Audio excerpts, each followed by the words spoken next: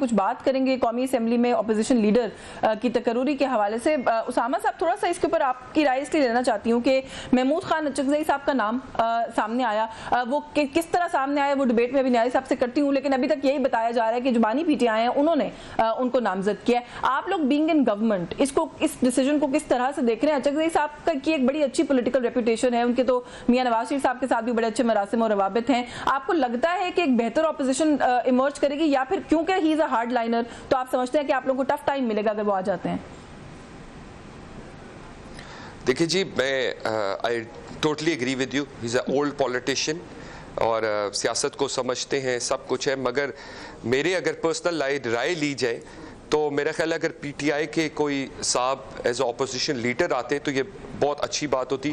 وہ اپنی جماعت کا ایک اپوزیشن کا ایک اچھی طرح میسج دے سکتے تھے اور بتا سکتے تھے کہ اپوزیشن کیا چاہتی ہے، اور بیکاز ہر اپوزیشن لیڈر کو یا حکومت کی ہماری طرف سے چیف وپ کو ہمارے اسپیکر صاحب کے ساتھ بیٹھ کے بہت چیزیں ڈسکس کرنی پڑتی ہیں۔ ان چیزوں کو hard liner is never good, کیونکہ ان کو ہمیشہ ہمیں ہر چیز کا سولوشن تو ٹیبل پہ ہوتا ہے، اور اس ٹیبل پہ سولوشن نکالنے کے لیے you can't afford a hard liner, اور ایسا بندہ بھی نہیں جو ایک جماعت کو ریپرزینٹ نہیں کر رہے ہیں۔ ان کے جو بڑی جماعت ہے وہ جو کیونکہ دیکھیں نا P T I J you آئی ان لوگوں کے کچھ معاملات آپس میں بن نہیں پا رہے تھے، آپ لوگوں کے خلاف اکٹھا ہونے میں مشکل ہو رہی تھی، تو اچکزئی صاحب جیسے ایک نیوٹرل اگر اپوزیشن لیڈر کو لے کے آیا جاتا تو ہو سکتا ہے ان کے امبریلا کے نیچے ساری جماعتیں آپ کے خلاف واقعی جو ہے وہ ٹیم اپ کر جائیں۔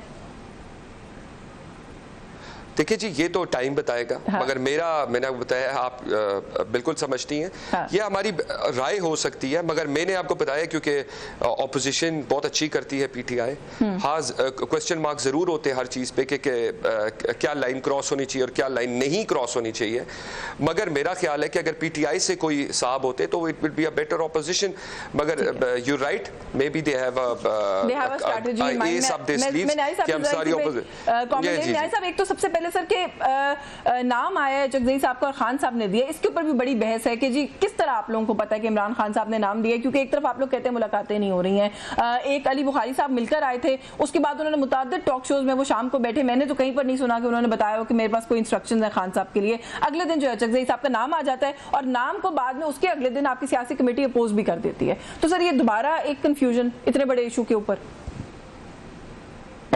یشفین دیکھیں، علی بخاری چونکہ لسٹ گئی تھی اور لسٹ میں سے انہوں نے علی بخاری کو جانے دیا تھا، اور خان صاحب نے بہت ساری چیزیں جو ہے انسٹرکشن دی علی بخاری کو جو انہوں نے پارٹی کو بتائی۔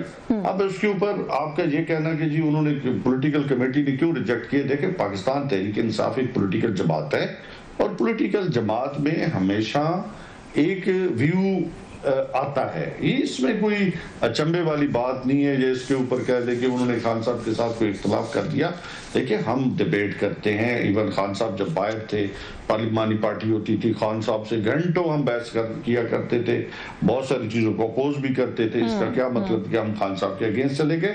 دیکھیں آخر وہی ہوتا ہے جو خان صاحب چاہتے ہیں۔ نہیں سر، یہ اتنا یوٹوپین سیناریو نہیں ہے نا، انفارچونیٹلی جو آپ بتائیں آپ کے لیڈر جیل میں ہیں، آپ لوگوں کو ویسے بھی ملاقات کے اندر ایشو جو ہے وہ فیس کرنا پڑتا ہے، ملاقات آپ لوگوں کی ہوتی نہیں ہے، پھر اس کے بعد ہمیں بتایا گیا کہ حتمی یا آخری فیصلہ عمران خان صاحب کا ہوتا ہے۔ باقی سر جو سوال میں نے کیا وہ میں نہیں کہہ رہی، یہ خرم ذیشان صاحب کہہ رہے ہیں، وہ کہہ رہے ہیں پولیٹیکل کمیٹی کو اپنی اوقات سے آگے بڑھ رہی ہے، انہیں لگام ڈالنے کی ضرورت ہے۔ شاندانہ گلزار نے بھی اس بات کو اپوز کیا اور وہ یہ کہہ رہی ہیں کہ خان صاحب کے فیصلے کے آگے آپ کیسے کچھ اور کہہ سکتے ہیں، تو یہ تو آپ کی اپنی جماعت سے واضح اٹھ رہی ہیں۔ جی میں یشوین اس جو آپ کا ورڈ ہے نا لگام، جی میں اس سے نہیں میں نہیں کہہ رہی سر، میں نے آپ کو ٹویٹ پڑھ کے سنائی ہے سر، یہ خرم ذیشان صاحب نے کہا۔ میری بات سنیں، خرم ذیشان ہمارا چھوٹا بھائی ہے، لیکن بات یہ ہے کہ خان صاحب، میں نے پہلے کہا کہ وہی ہوگا جو خان صاحب چاہیں گے، ان کی ول ہے، پارٹی پیٹرن ان چیف ہے، انہوں نے محنت کی ہے، سٹرگل کی ہے، اب بھی سٹرگل کر رہے ہیں، جیل کے اندر بیٹھے ہیں، سختیاں برداشت کر رہے ہیں۔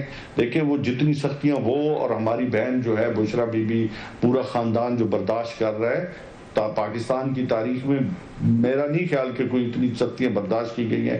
ہمیشہ لیڈر جب جیل کے اندر گئے تو 5 اسٹار ہوٹل کی انہوں نے فیسلٹیز انجوائے کی ہیں۔ وہ خان صاحب واحد اور ان کی وائف جو ہے، دیکھیں انہوں نے 4 ہفتے انہوں نے ان کو نہ ان کو دیا گیا اپنا ٹی وی دیا گیا جو ان کا رائٹ تھا، نہ ان کو دیا گیا ہے اخبار دیے جا رہے ہیں، نہ ان کو پراپر چیزیں، اور ہماری جو بہن ہے وہ مطلب ان کو شدید تکلیف میں انہوں نے جو بتایا ہے جی آئی ٹیک دیٹ پوائنٹ سر، لیکن دیکھیں اس کا ایک سوال جو بھی اسامہ صاحب نے کہا نا، میں اس کو کسی اور اینگل سے آپ کے سامنے رکھوں کہ کہیں یہ تو پریشانی نہیں ہوئی ہے سیاسی کمیٹی کو آپ کی کہ خان صاحب کو آپ کی اپنی جماعت میں سے کوئی اس قابل ہی نہیں لگا کہ وہ ان میں سے کسی کا نام دے دیتے؟ نہیں میری بات سنیں، دیکھیں الحمدللہ ہماری پارٹی کے لوگ ہیں، مشکل میں کھڑے ہیں. آپ کا یہ کہنا کہ جی قابل نہیں لگا، لیکن ہمیشہ خان صاحب جو ہے وہ ایک بڑے ڈیفرنٹ انداز سے سوچتے ہیں. وہ سمجھتے ہیں کہ ہم نے سب کو لے کے چلنا ہے، اور پورے ملک میں اس وقت جو فسطائیت کا جو مظاہرہ ہمارے ممبران اسمبلی بھی، لیڈرشپ بھی سارے برداشت کر رہے ہیں. ہر ایک کے دکھوں کی ایک لمبی داستان ہے. اب اس کو ایک اور اینگل سے دیکھنا میرے خیال میں نہیں ہے. میں تو سب کے لیے جو ہے وہ جو دیکھتا ہوں، جو مشکلات وہ سہ رہے ہیں، جو تکالیف وہ سہ رہے ہیں اپنے حلقوں میں، حلقوں سے باہر MNAs ہوتی ہوئے، آپ دیکھیں کہ جو کچھ نیشنل اسمبلی کے اندر ہوا، لوگوں کو اٹھا کے تھانوں میں لے کے گئے، اچھا نائل کیے جا رہا ہے، جیلوں میں ڈالا جا رہا ہے. تو یہ ساری چیزیں پاکستان تحریک انصاف برداشت کر رہے ہیں. جی اچھا، یہ بہت ایک لمبی آپ نے کیونکہ فہرست بتائی ہے کہ جو کچھ کیا جا رہا ہے. میں تھوڑا سا اسامہ سے اسی کانٹیکس میں ایک سوال کرنا چاہ رہی ہوں کہ سر ہم بہت دنوں سے یہ سن رہے ہیں گورنمنٹ کے کچھ سینئر لوگوں کی طرف سے کہ ڈائیلاگ، گرینڈ ڈائیلاگ، مذاکرات کے لیے آ جائیں، استحکام پاکستان کے لیے جو ہے وہ کوئی پیکٹ جو ہے وہ کر لیں، پرائم منسٹر نے کہا. تو سر یہ ساری چیزیں جو ابھی نیائی صاحب نے گنوائی ہیں، ان کی موجودگی میں کیا آپ سمجھتے ہیں کہ ڈائیلاگ کی ٹیبل کے اوپر آیا جا سکتا ہے؟ کسی قسم کا کوئی کانفیڈنس بلڈنگ کے لیے آپ لوگوں کو کوئی عمل کرنے کی ضرورت نہیں ہے؟ سلمان اکرم راجہ صاحب کہتے ہیں کہ ہم نے پہلے بھی ایک کوشش کی، ڈپٹی پرائم منسٹر کو کہا کہ ہماری عمران خان سے ملاقات کروا دیں، انہوں نے کہا جی کہ میں دیکھوں گا، پوچھ کر بتاؤں گا. تو اختیار تو ان کے پاس کوئی نہیں ہے، ان سے کیا بات چیت کرنی ہے؟ تو پھر کیا یہ جو ایک سٹینڈ آف ہے پولیٹیکل اس ملک میں یہ جاری رہے گا؟ دیکھیں جی، پہلے ہم سب کو یہ انڈرسٹینڈ کرنا پڑے گا، سختیاں سب پہ آئی ہیں.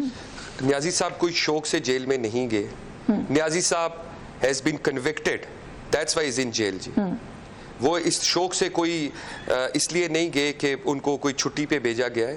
وہ جیل اس لیے ہیں کہ he has done something wrong. We need to accept this سب سے پہلے. دوسرا یہ جی کہ بالکل ٹیبل پہ بیٹھ کے ہر مسئلے کا حل نکل سکتا ہے. مسئلہ یہ ہے کہ جب ہم ٹیبل پہ بیٹھتے ہیں، ہم کسی چیز پہ پہنچنے لگتے ہیں تو پتہ ہمیں یہ لگتا ہے کہ جی ہم نے واپس جانا ہے، کے پی ہاؤس میں میٹنگ کرنی ہے، یا ہم کے پی جا رہے ہیں، وہاں سے ہم انسٹرکشنز لے کے آپ کو بتائیں گے اس سے آگے ہم بات کر سکتے ہیں یا نہیں کر سکتے.